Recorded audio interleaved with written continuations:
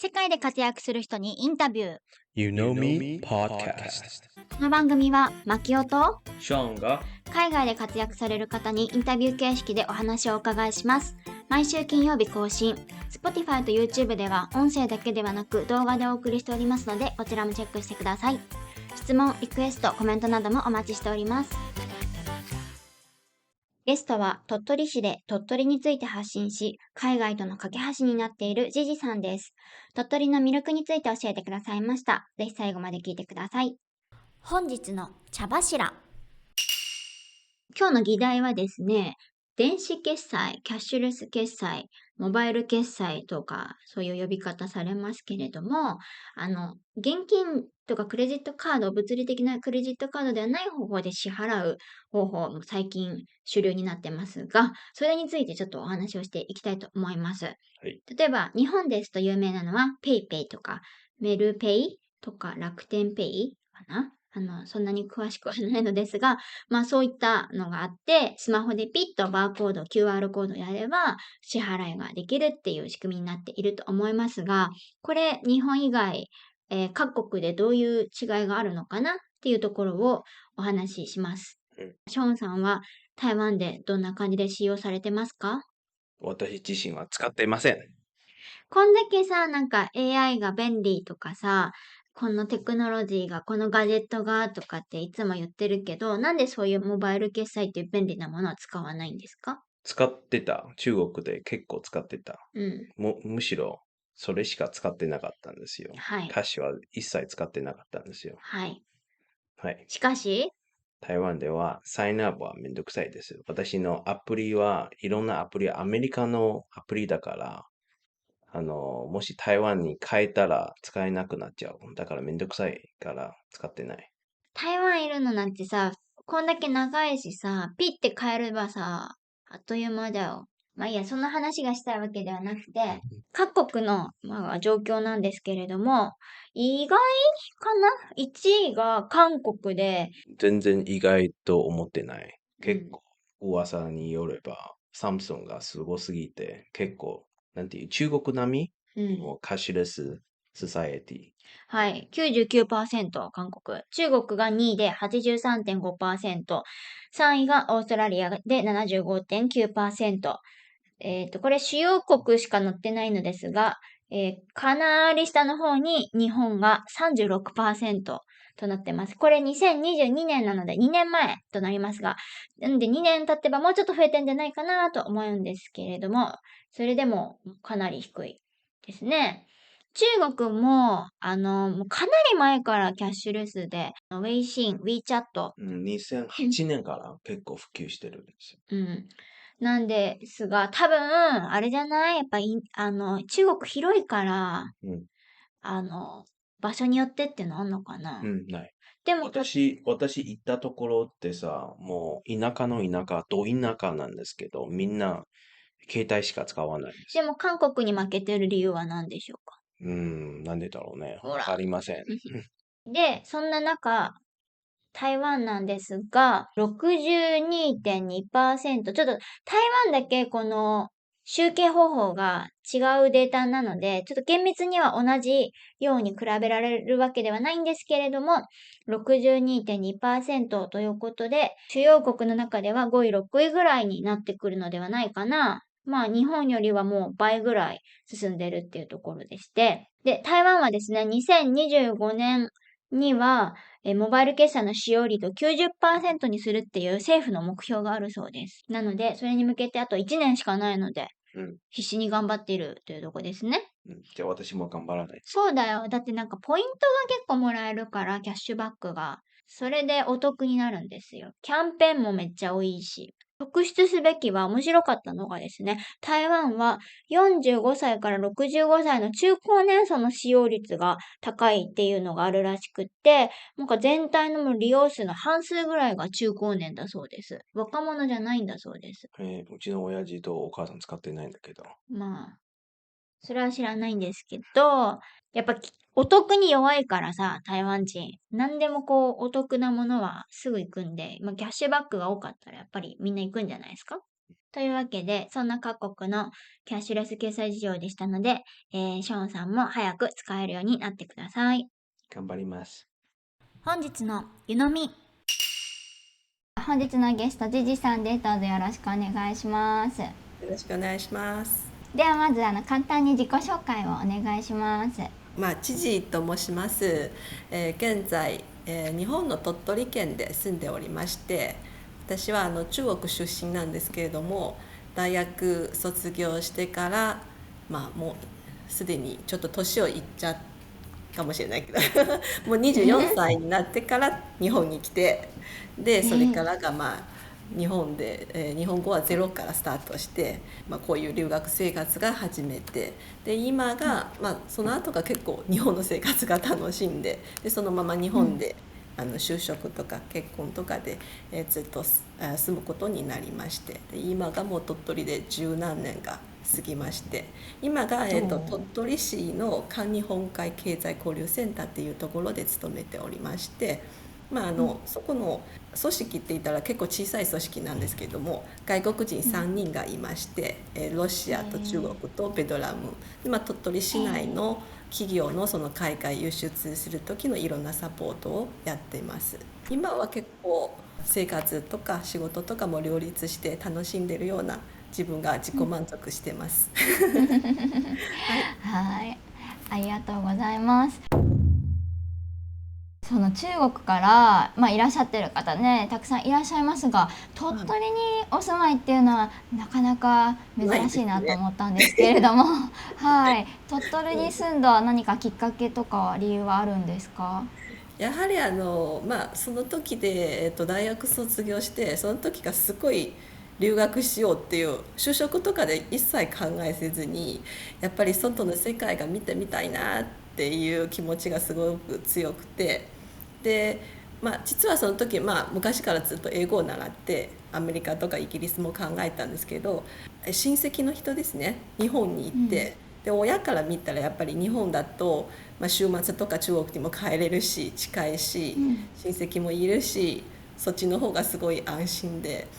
いいんじゃないかって。でその時にその親戚にお勧められたのが鳥取なんです。なぜ鳥取かって言ったら、最初もなんか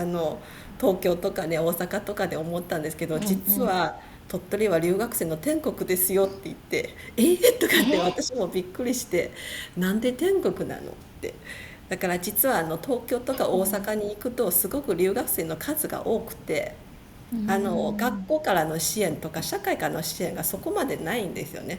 逆に鳥取大学の留学生がその時が当時がそんなに多くなくって、で鳥取に来れば支援とかも本当にたくさんがあって、絶対こっちがいいですよって親戚の話を信じてここに来ました。そうなんですか。そんな話があるとは。実は多分東京とかで大阪に行くと周りで留学生も多くて、あんまり日本語をしゃべるチャンスがなかなか少ないから上達になるのが遅いんですよね。で私が鳥取に来て、その当時が、ゼロからなんです。本当に日本語は全くしゃべれない状態で。でその時で鳥取県国際交流財団っていう、ボランティア団体なんですけれども、そこで登録して、実は3人のボランティアの先生が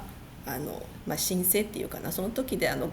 語学勉強のペアみたいな練習のペアになってるんですけど、私は中国語で教えて向こうが日本語を教えてくれるんですけど、で3人と組んで、1週間3回でずっと私が中国語を教えて向こうが日本語を教えてくれるんですけど、その繰り返し繰り返しで、おかげですごい日本語が確かに上達が早かったかなって思います。はい、私も結構分かる言ってるのが、その東京留学したことはあるんです、半年。はい、でも学校内はもう本当の半分は中国語喋ってる、半分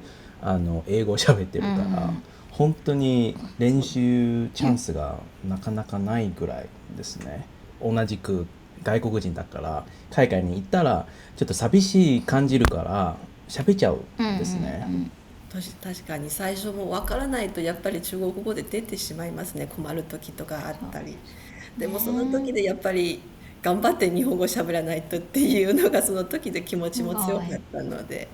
やっぱり私も留学生の寮で住んでたから最初が、周りは全部留学生なので、しようと思ったらやっぱり中国人でみんなが集めて、パーティーとかワイワイしたりとかもするんですけれども、でもやっぱり毎日こうなるとやっぱり上達しないかなって自分が思いで、なるべく苦労は苦労しながらたくさんの日本人と交流のチャンスを作って、でおかげさまでちょっと本当に最初すごい困ったから言葉でだ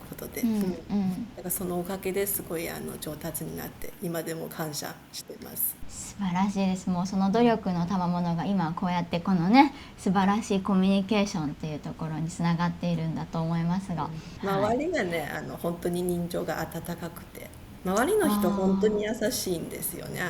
多分田舎、鳥取は田舎だと思うんですけど田舎こそがこういうすごいこう、素朴な人とかすごいこう純粋な人が多くて、もうたくさん手伝ってくれました。日本での生活を始めた時に直面した何か日本の文化の違いとか、もうこれは強烈な思い出とか、なんかそういうのはありますか？多分それか文化の違いって言えるかなとかちょっと分かんないんですけれども、やはりこう自分がこう日本語を覚えようと思って積極的に人にこう声かけたりとかするんですけど、周りは結構日本人がすごいシャイなんですよねそうでしょうね。声かけてもなんか中国の場合はやっぱり周りの友達が初めて会う人でもわーって声かけて、じゃあ一緒にご飯しましょうか、一緒にカラオケしましょうかですぐなんかみんながこう集まってワイワイしたりするんですけど、なかなか日本で人に声かけたらなんかいや今日は予定が入りますなんかいやちょっと嫌われてるかなとかって思ってしまった時もあるんですけれども、後でなるとやっぱりなんか日本人は大体そんな感じかなって思って、やっぱり会いたくないではなくて、なんかせめて1週間前に予定をいてくださいみたいなだからその日にちょっと会って、いや一緒にご飯して一緒にカラオケ行きましょうかって言ったら、すごい向こうがなんかいやそんなことないですみたいなだからちょっとなんかその友達作りの時に距離感っていうかな、やっぱりこう親しくなれる時間とかもかけたり、やっぱり日本人だったらやっぱり予定を最初言わないとなんか入れてくれないみたいな感じがすごい、しました。あと多分、日本人だけではなくて、実はその時で留学生の寮にも住んでて、カナダ人の留学生もいるんですけれども、すごい仲良しでなって、で一緒に近くで座って喋るんですけれども、で急にある一日にその女の子からなんか「ちょっと離れて座っていいですか?」って言われてなんか「なんで?」とかって言われた時に、なんかいや多分中国人だったら距離感が短いから座る時もなんかこうくっついて座って喋るのがいいんですけど、私は華僑なんですけど、顔が中国人なんですけど、私も心がカナダ人ですから、ちょっと距離が遠く座って食べてほしいなとかって言われてだからその時初めて文化の違いで距離感、なんていうかな、人に気持ちいいのその距離感っていうのがあるかなって初めて認識しましたねありますなんかありますよ。さっきおっしゃってた予定は1週間前にっていうのは本当に最近同じことがあって、もうなんかね数日前に話を2人でしてたんですけど、まさにもう本当同じ日本人の方にちょっと会いませんかみたいな感じで声をかけたら、なんか1ヶ月後ならいいですって返事が返ってきて、なんか別にそのごい遠いわけでもないから全然手軽に会える相手なはずなのに、私的にはもうやっぱ明日とか明後日とか会えますかぐらいのテンションで声かけたら1ヶ月後みたいなっちゃって、しょうがないですよね。その人の予定もありますし、全然そこは何も言いませんけれども、なんかまさに本当ジジさんと同じ経験をこの間したなと思って逆カルチャーショック。逆カルチャーショックですね私も。マキオさんも台湾に慣れて逆になんか本当に台湾人みたいにアメリカじゃない。明日でちょっと台湾もですし、そうそう、やっぱアメリカに去年まで住んでたので、アメリカなんてもっとこうクローズで、なんかもう今から家来るみたいなテンションばかりの人たちなんで、なんかそこに行っちゃったから余計にねそう感じちゃいますね。そうですね。ちょっとそこも私も日本人がすごいシャイなので、もうちょっとなんか本当にすごいこうクローズな感じになればいいなって思う時がありますね。家に招待をするとかっていうのが結構気構えるし、準備しなきゃいけないとか、結構日本人はそこまで考えちゃうから、おもてなししなきゃいけないとか、なんか多分いろいろ考えちゃうから、それで躊躇しちゃうんでしょうけど、なんかアメリカなんてもうとんでもなく汚い家とかみんなこう人を招いちゃうぐらいのテンションだから、そこがちょっと違うかもね。ちょっとどころじゃない。ちょっと違います。足の踏み場がないとかもよくあるから。足の踏みがないとでも楽しいですよね、集まるとね。飲み会とかであるんですけど、やっぱり人のうちでねワイワイで集まるチャンスが今でもまあ少ないかなって、って感じです少ないね。んだよね。はい。本当ですね。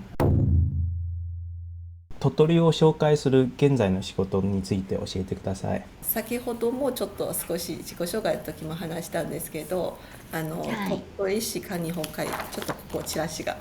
持ったんですけど、おー。鳥取市環日本海経済交流センターっていうところなんですけれども、ここはまあ鳥取市の下の組織なんですけど、職員が本当に少なくて3名しかないんですけれども、ロシア人とベトナム人と私中国出身なんですけれど、でまあメインはその鳥取市で、海外展開しようとする企業のいろんなサポート、通訳翻訳ももちろん、あとちょっと、海外でそういうところの市場の情報が調べたりとか、そういうマッチング事業とかもやったりしてます。でそれに加えて、やっぱり現地の人との交流も必要なので、現地の小学校に交流にいたりとか、時々私料理教室とかもしたりとかします。で去年とかもコロナの間ですね、やっぱりその海外に出るの難しいんで、本当に市民との交流がメインの仕事になってしまったんですけど、その時なんか中国の養生文化とかも紹介に行ったり行きます。面白い。そうだから割と自分で計画を立てて、それに向けて実現しようかっていう計画を立てて話をしてイベントを開催したりとか、そういうのも、やってます。でもう一つが、留学生向けに実は鳥取市でインターンシップできる制度が今の職場がやってます。すごく手厚い支援をしてますけれども、やっぱり日本で高齢化が進んでやっぱり人手が足りない。だから留学生とかでやっぱり仕事を探すとやっぱり間違ったところを企業に自分で思うところに入ってしまうと後で後悔したりとかするんですけど、それまでにやっぱりインターンシップを通じて日本の文化を理解したり、その会社の雰囲気を感じたりとかでして、それで就職に入るっていうのが、そういう支援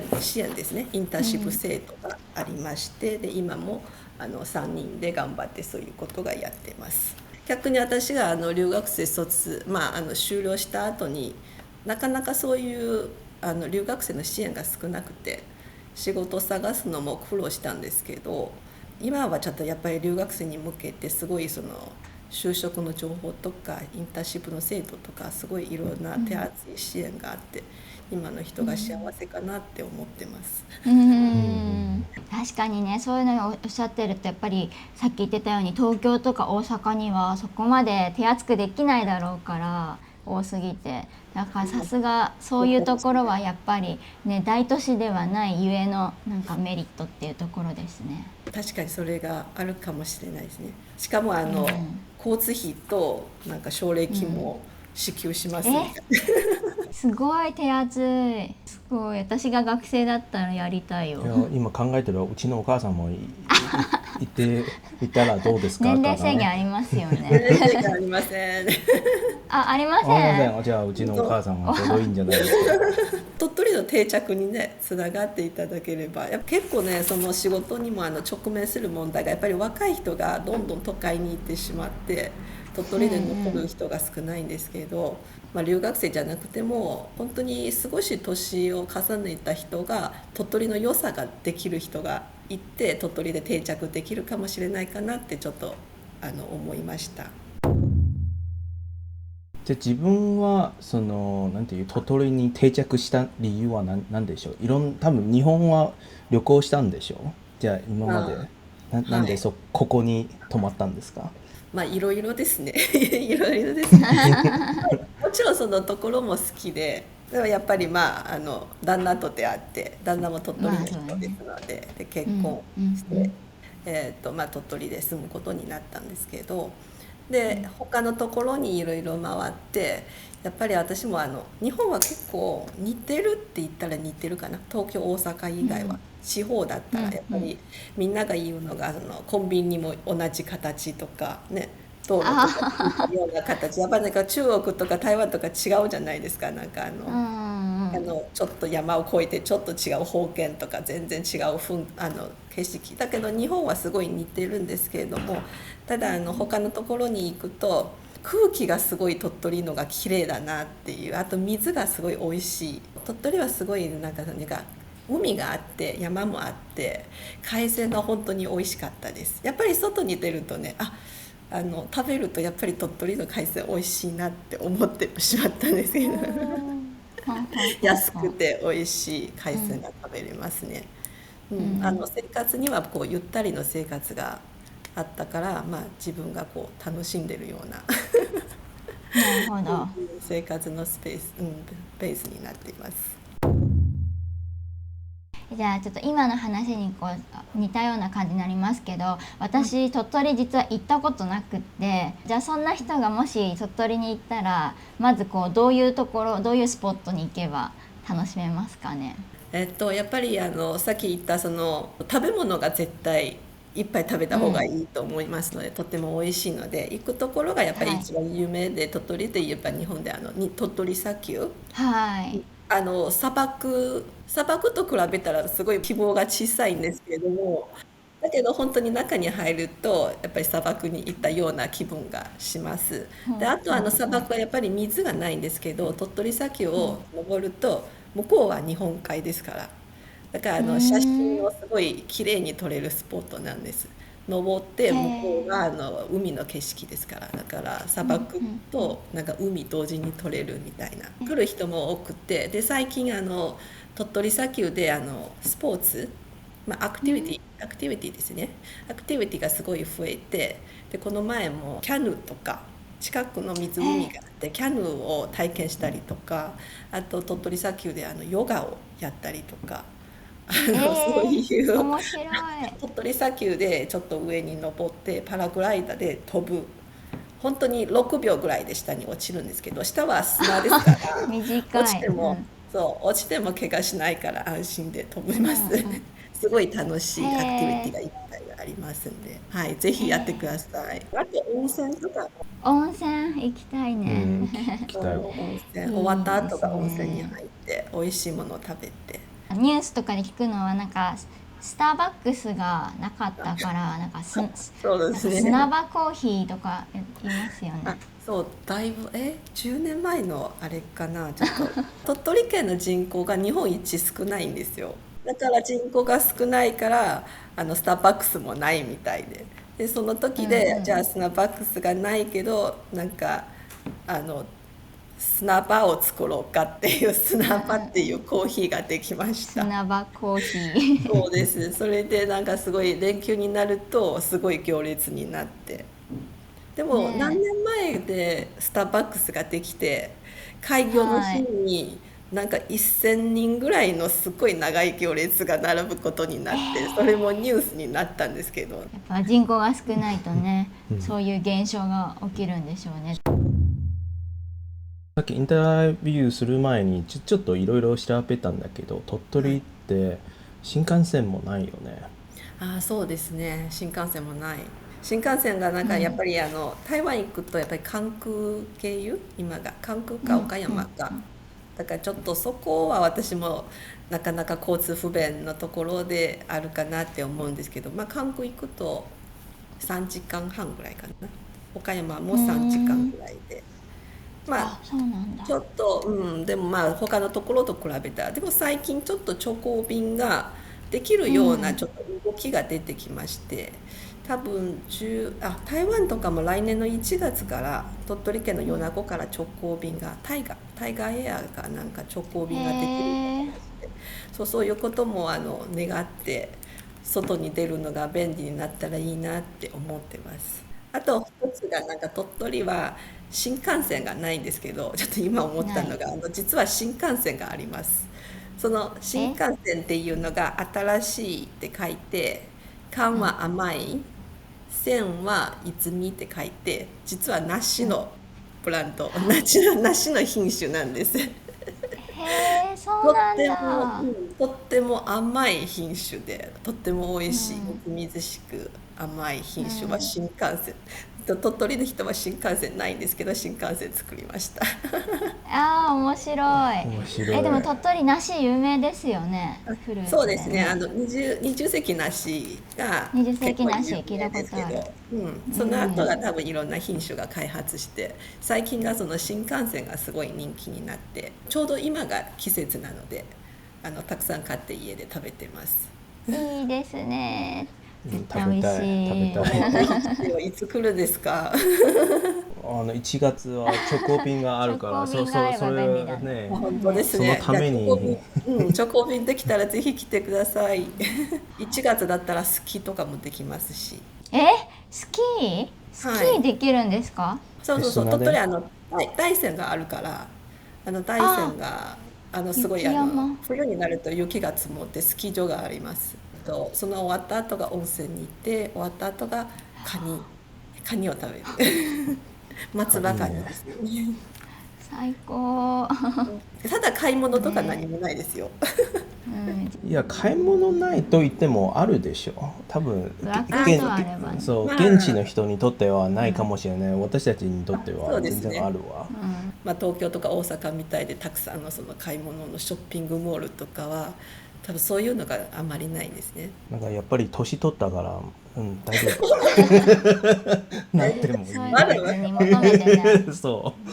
まだまだう。イオン、私より若いイオンでしょ。があればいいんだよ。今後挑戦したいことや目標などがありますか？個人的に最近ヨガにハマって、いいですヨガのね。練習が続けたらいいかなって思ってますけど、ほうほなかなか朝早く起きるのがすごいう。辛いで難題で すね。起きれなくうん。て、まあ頑張って早く起きてヨガしてやろううん。かと思っています。仕うん。う事ん。的にはやっぱり今がそういったね、コロナも終わったし、そういった国際交流の仕事ですので、やっぱりどんどん、鳥取のいいものが鳥取の企業を手伝って海外に向けてマーケティング開拓できたらいいかなって思ってます。台湾にもうん。行きたいですね。ああ、ぜうん。ひ。ヨガはあれですか？砂丘でやるんですか？卓球も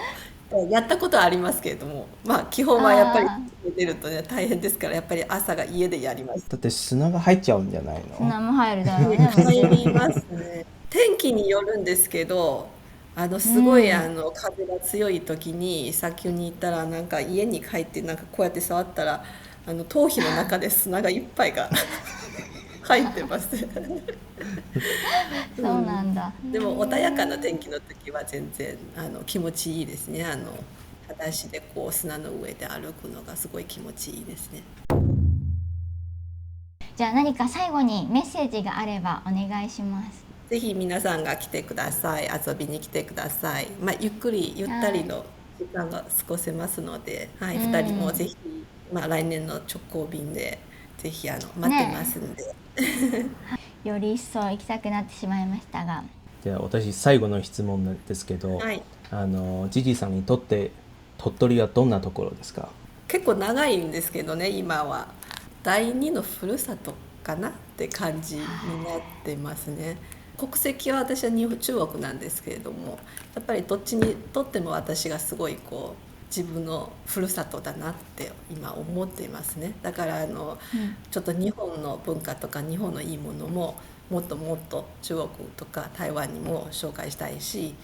中国の文化とか、台湾のいいところとか本当にもう日本人にもどんどん紹介したいんで、そういう交流の、架け橋になれたら自分が一番、自分の役割かなって今思ってますね。日本人以上に発信をされてご活躍されていらっしゃると思うので、本当に素晴らしいと思います。できればいいなって思ってます。とっても楽しいお話で、これを聞いてる人多分みんなね、今鳥取行ってみたいなってきっと思ってくれてると思いますけどぜひぜひ、本当に鳥取市内もなんかゆっくりで抹茶が作ってゆっくり飲んだり庭園を眺めたりとかするところもありますし、本当にゆったりの時間を楽しむならすごいいいところいっぱいがあるかなって思うところですね。じゃあ本日のゲストはジジさんでした。どうもありがとうございました。ありがとうございました。当番組へのゲスト出演希望募集中です。次戦他戦問いません。概要欄のリンクからご応募お待ちしております。ゆのみポッドキャストはウェブサイト、各 SNS を運営しておりますので、ぜひこちらもチェックお願いします。それでは次のエピソードをお楽しみに。